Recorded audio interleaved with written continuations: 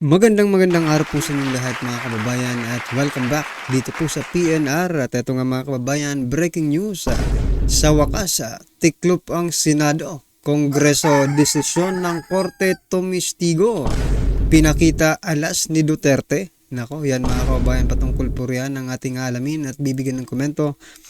Mula po ito kay Pinas Balita TV. Nasa description po ang full video link ng video ito. Subscribe na po kayo. At ito nga mga kababayan, nasa thumbnail po natin, tamba, binuking, Duterte di uurungan ang Kongreso. Dahil nga po riyan mga kababayan, ito i-share po natin, no? Patutunayan po natin na itong si Representative Luestro, no? Na nag-iimbestiga dito sa confidential fund ni Vice President Sara Duterte ay mali po siya. Kasi sinasabi niya isang beses lang daw nagkaroon ng confidential fund si former Vice President Binay. At sa bagay si Lina Robredo wala pong Kaya siguro pumuputok ang nito butsi kasi walang confidential fund. Itong si Vice President former Vice President Lina Robredo. Mamaya mga kababayan, ipapakita po natin yung dokumento mismo, no? Na kung saan, nako, talaga. Dalawang beses po nagkaroon ng confidential fund itong si former Vice President Binay na taliwas po sa sinasabi ni Luestro na isa lang. Mamaya kasi ini-insist niya isa lang daw mamaya supalpalin natin ng ebidensya mga kababayan. Okay? At ito pa, itong mga nangyayari ngayon, no? Ito sinasabi, binuking, yan sa thumbnail natin, binuking, tamba binuking, okay? Kasi si si Vice President Sara Duterte, mga kababayan, no? Ay naglabas po ng statement patungkol po dito kay Martin Romualdez. Ito pala ang ambisyon ni Martin Romualdez. Mamaya mga kababayan, ipapakita ko po sa inyo kung ano itong ambisyon, no? Ambisyoso pala itong si Martin Martin Romualdez, ambisyoso. Okay, maya bigyan po natin ng reaction niyan. At ito pa, Vice President Sara Duterte, ito. Nagsalita na dito sa mga congressman ng good governance, mga kababayan, Committee on Good Governance, no? Sabi niya fault finding. Oo nga hindi po sila nag-iimbestiga na normal na investigasyon lang. Naghahanap po sila ng pagkakamali. Yan Kasi biruin mo, lahat-lahat na nasa kanila na, 'di ba? Yung mga ebidensya coming from the COA. Inulit ng COA. Pero ayaw nila, 'di ba? Kasi iba po ang hanap nila. Fault finding, naghahanap ng mali para makagawa ng kaso for impeachment, mga kababayan, itong mga congressman, no? Congrista. Mamaya mga kababayan, pakinggan po natin ang statement na yan ni Vice President Sara Duterte. Okay? At ito na nga mga kababayan, simulan na po natin dito po sa pagbanat dito kay Luestro. Ito, yan po si Luestro mga kabayan, yung naka-pink. Ito naman po yung sa Office of the Vice President. So, ito po yung sinasabi kong, kasi sinasabi niya na isang beses lang daw si Binay, si Vice President Binay, nagkaroon ng confidential fund. Ito po yung pakita po natin. Noong 2012, meron po, no? Ito, 2012, meron yan. Ito, 6 million. Ito, 6 million. Okay? Again, in 2014, OVP under Vice President Binay yan, Ito naman po ang 2014. Binay requested confidential fund to be charged against the FY 2024. Ayan. Contingent fund. Yan mga kabayan. 6 million din po. Yung ibinigay. So, meaning, ito po yung na-verify na. 2012 and 2014 GAAS, no? The Office of the Vice President requests for confidential fund to be charged from the contingent fund of the respective GAAS. So, twice po nagkaroon ng confidential fund ang Office of the Vice President noong panahon ni Binay. Taliwas po sa sinasabi ni Luestro na isang beses lang. Dito naman po tayo kay Lene Robredo. Ito palang confidential fund, dito nakalagay, Binay requested. So meaning itong confidential fund ay nire-request. Ito, challenge natin po dito sa sa Robredo's side, no? Kung talagang hindi kayo binigyan ng confidential fund, or hindi lang kayo talaga nag-request ng confidential fund, di ba? Baka hindi kayo nag-request ng confidential. Inire-request pala ito no? It is not the normal budget na allocated talaga. Ito nire-request pala itong confidential fund. Ngayon, na-request ni Vice President Sara Duterte, binigyan siya. Ngayon, yung question nila, yung paggamit. Bakit hindi ninyo imbestigahan yung dalawang Vice President, no? Para maging fair kayo, na nagkaroon po ng confidential fund at tingnan po ninyo. Baka mas malala pa yung nangyari doon kay Binay. Di ba? Tingnan ninyo.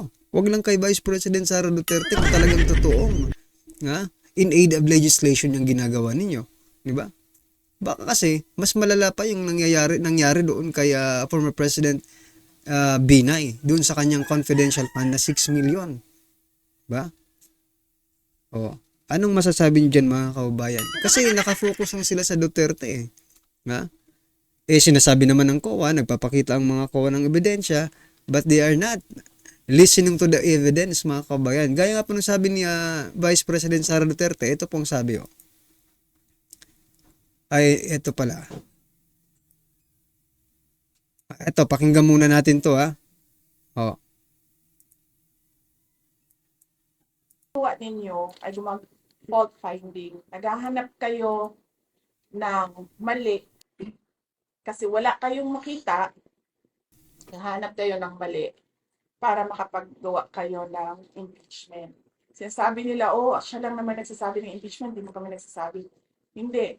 As early as November last year, nag-announce na si Franz Castro, nagsabi na siya na we are talking about impeachment. Ang problema sa kanila kasi wala talaga silang evidence of wrongdoing. That is why pinipilit talaga nila na maghanap ng katiwalian, kumbaga, dyan sa mga hearings nila na hanggang ngayon, hindi pa rin nila nakukuha. Sinisira lang nila ng sinisira yung institution, yung integrity dignity ng institution ng Office of the Vice President, and of course, yung mga pangalan ng mga ordinary employees. Doon masakit ang loob ko kasi mga ordinary employees lang ito sila. Sa akin, wala namang problema na sirain niyo ang pangalan ko. Kasi nung pumasok ako sa politika, expected naman na talaga yun na, diba? Sa politika, siraan talaga yon. Sisirain mo ang kalaban mo para magmukha kang malinis, magmukha kang mabait. Ganun ang usual na strategy ng mga politicians. So yan mga kababayan, fault finding, yan ang sabi ni Vice President Sara Duterte at hindi ito normal na investigasyon lang. Naghahanap ng mali para makagawa ng impeachment. Laban po sa office sa ating Vice President Sara Duterte. Ano ang opinion nyo dyan mga kababayan? Ganun talaga no? Talagang fault finding na po ito, hindi na po ito investigation in aid of legislation. Kasi tingnan nyo mula po sa DepEd, no? Hanggang dito sa Office of the Vice President, isa lang po ang tinututukan nila. Confidential fund. Kasi dyan po sa confidential fund mga kababayan, no? Maaaring talaga silang makaano dyan kasi confidential yan Hindi mo pwedeng i-disclose sa public kung anong pinaggamitan yan. No? Pwede silang makakuha ng ebidensya laban dito kay Vice President Sara Duterte kung, yan lang. Kung itong mga informant, mangbaliktad, Wag naman sana, 'di ba? 'Di ba? Halata naman kung anong ginagawa nila. 'Di ba? Tingnan nyo kaya former President Duterte, kinakausap muna nila yung mga resource person bago nila pagsalitain, no? Dito ang matindi kay Vice President Sara Duterte.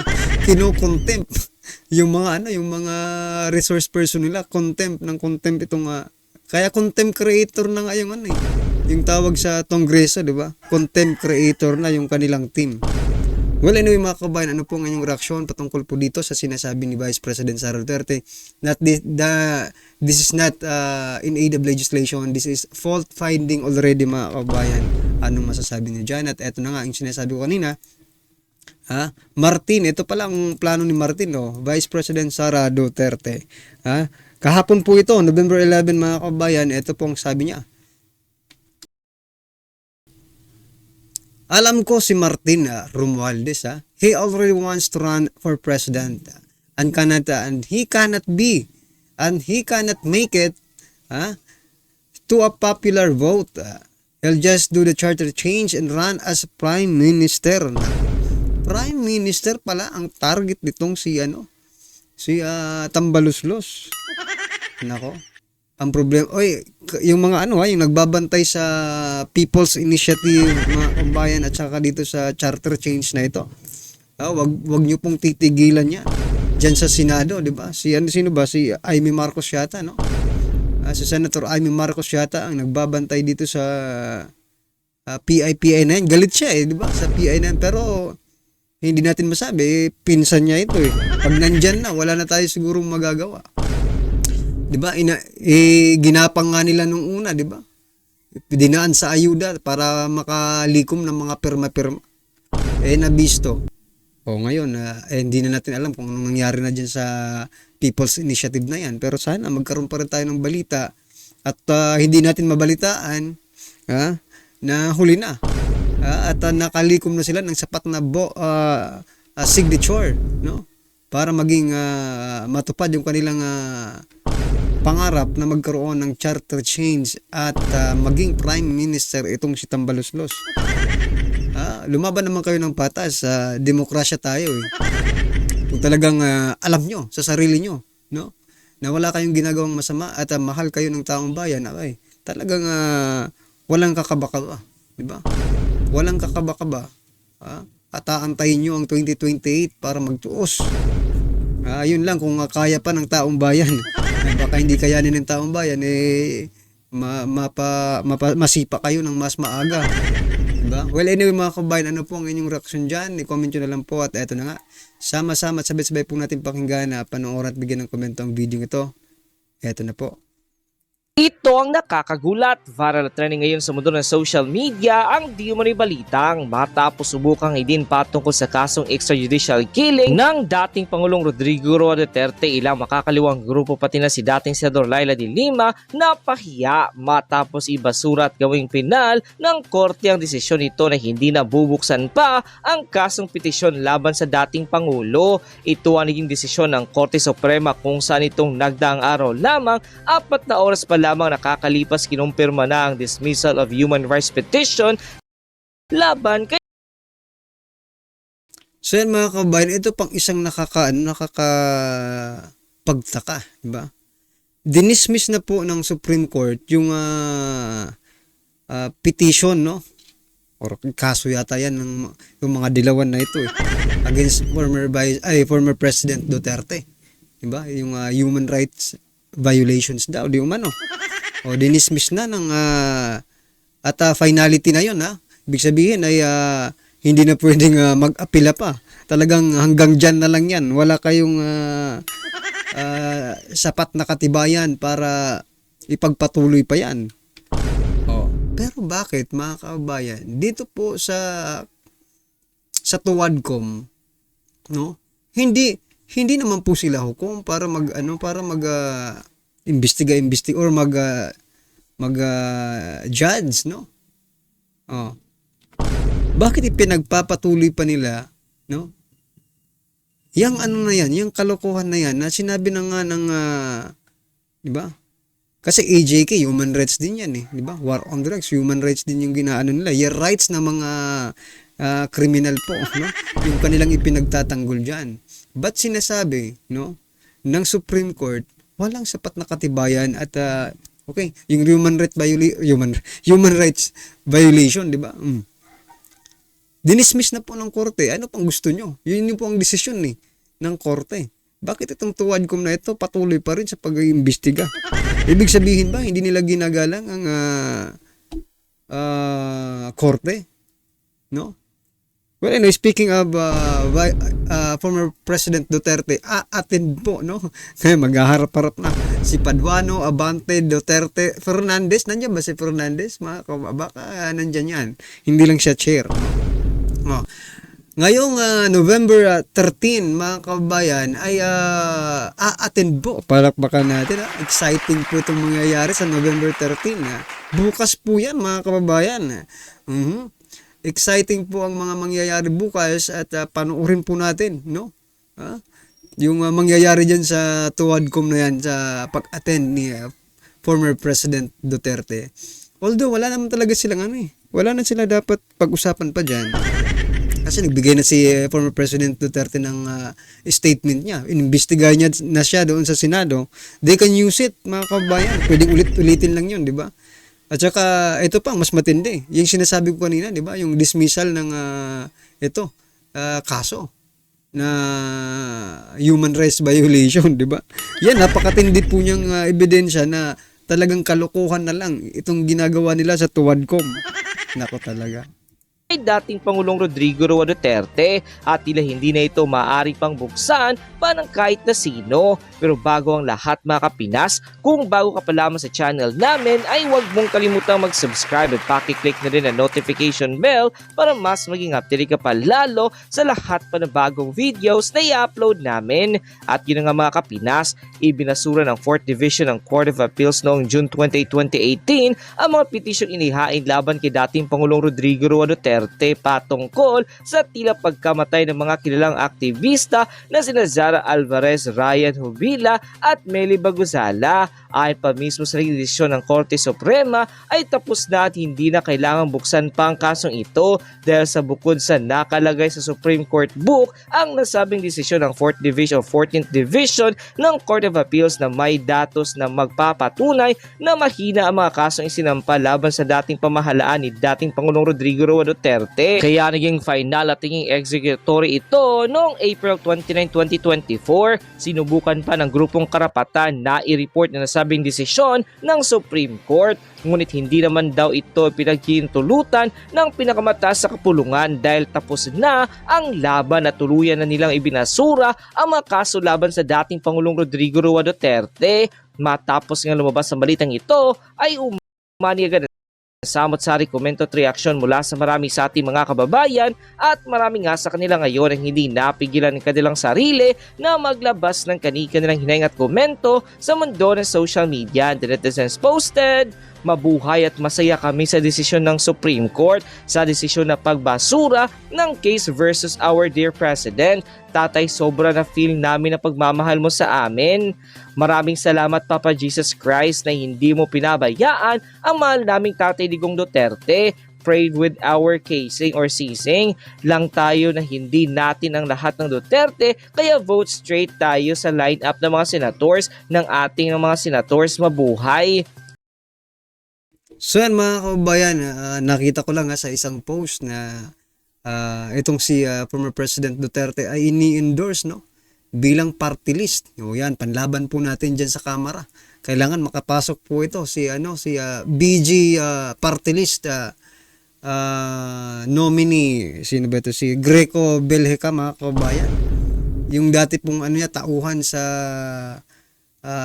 anti-crime, di ba? Yung presidential anti-crime, basta dating tauhan po ni dating Pangulong Duterte, na lumalaban sa korupsyon, or siya yung tumitingin mismo sa mga korap na mga politiko. Ngayon po ay tumatakbong representative, BG party list. Yan, si Greco Belhica mga kababayan. No? Suportahan po natin. Nasegue ko lang kasi naalala ko nakita ko kasi kagabi. No?